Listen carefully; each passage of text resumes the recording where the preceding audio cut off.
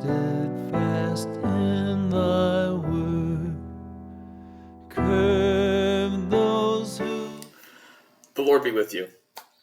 Welcome to another episode in our 3:16 study. Today, we're moving on to 2 Samuel 3:16.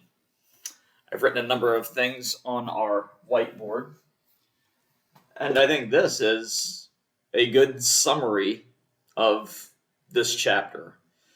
Politics, drama, intrigue. And I ran out of room, so I just wrote C and A, which in my shorthand, in my understanding, is the way you talk about confession and absolution. And I'll just say right now, the two always go together. You really shouldn't have absolution with no confession. And you shouldn't just have confession by itself with no absolution. It's maybe another topic, but that's why I put it the way that I do. And again, it's another day for Follow the Arrows. The specific 3:16 is odd, strange. Let me read it for you. But her husband went with her, weeping after her all the way to Bahurim. Then Abner said to him, "Go, return." And he returned. You really need a lot more context, don't you? Yes. So there's some people involved. And I've written a number of them on the board. Right off the top is Saul and David. And by this time, Saul is dead. He is the first king of Israel. The people had been begging God, we want to be like everybody else. Give us a king.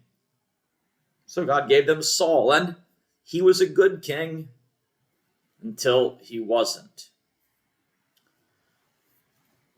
David was anointed king while Saul was living. Saul and David got along until they didn't.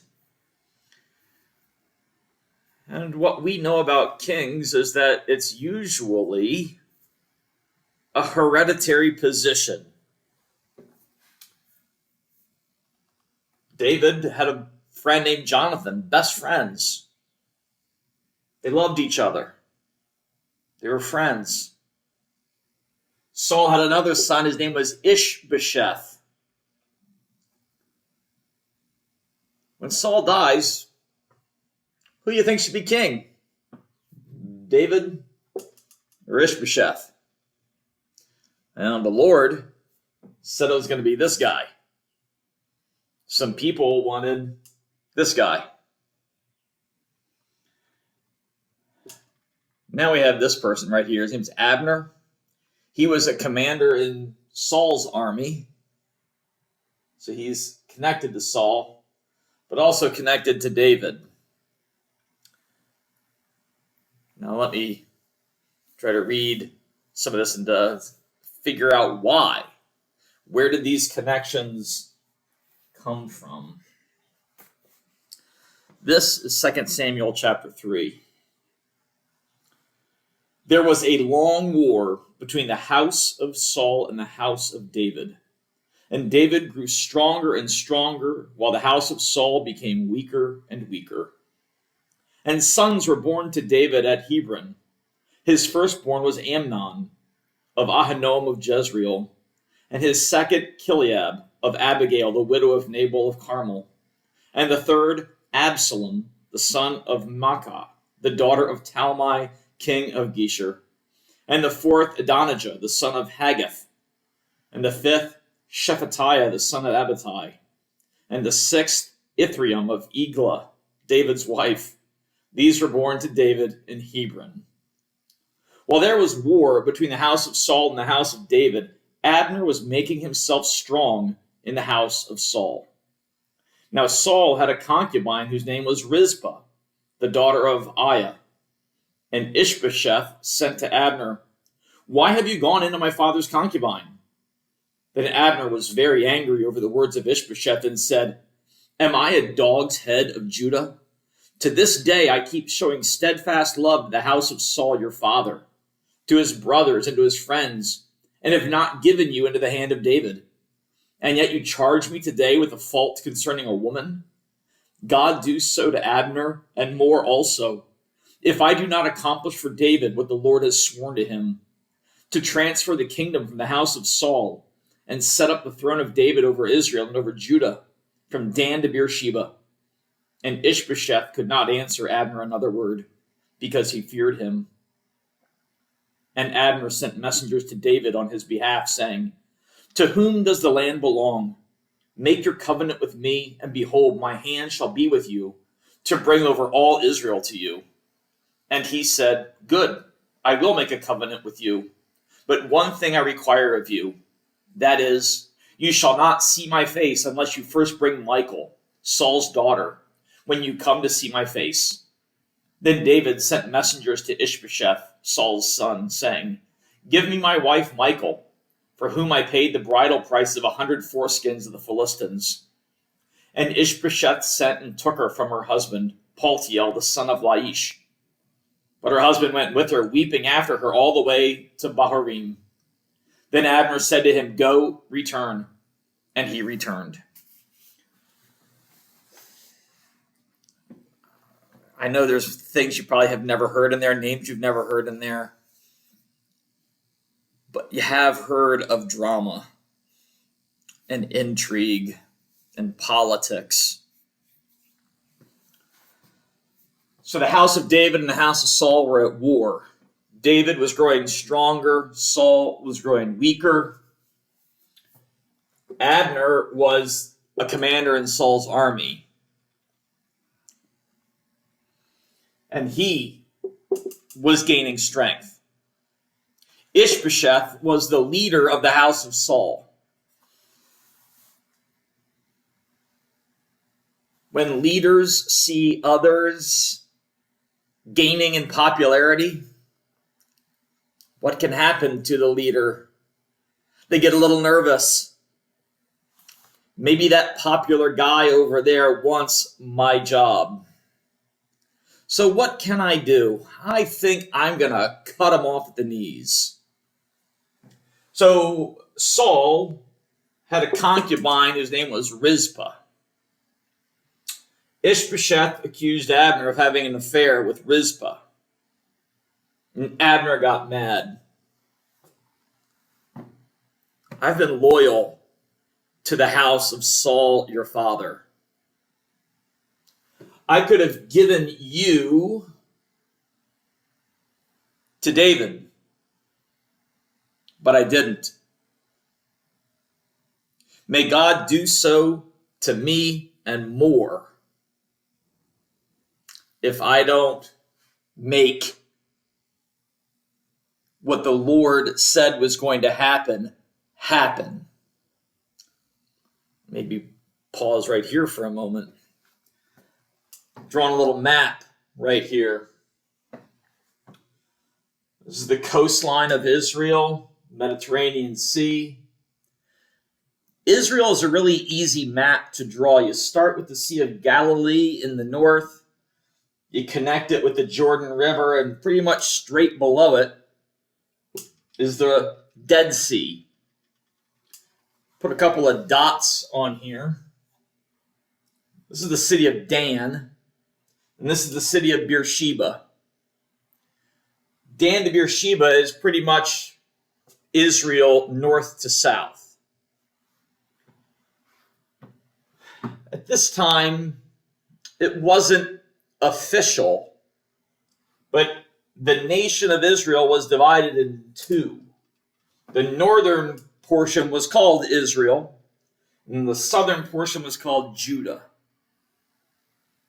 And I draw a little dot with a line through it right there. That's Bethel. So instead of Dan to Beersheba, the nation of Israel was pretty much Dan to Bethel. But when Abner is going after Ishbosheth, saying, "How dare you accuse me of something I haven't done? How dare you denigrate my loyalty to your father's house?" Abner says, "I'm going to go to David." So again, we got drama and intrigue. David says, "Hey, before you do that, I'll make a covenant with you, but before you do that, I want my wife back." Michal was Saul's daughter, Ishbosheth's sister. David and Michal were married, but when things fell apart between David and Saul, and David was on the run, Saul kept his daughter back. She was married to Paltiel.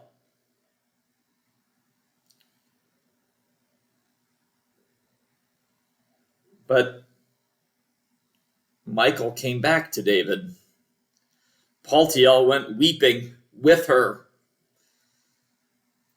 Finally was told to go and return, and he did.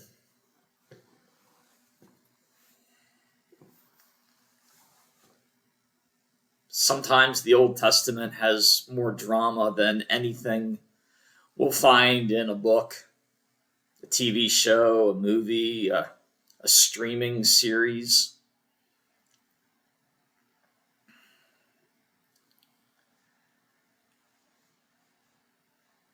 There is a lot of drama, and sometimes that drama is sinful. Just even the issue of having concubines and taking somebody else's wife.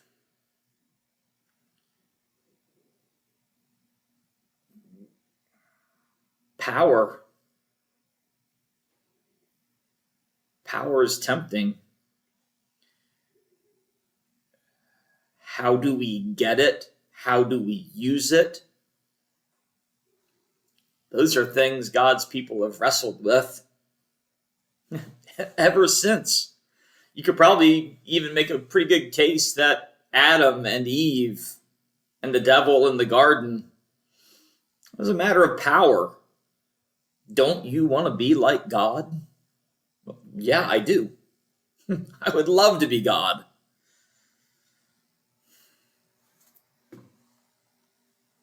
So it's what we say every Sunday, why we begin our services the way that we do.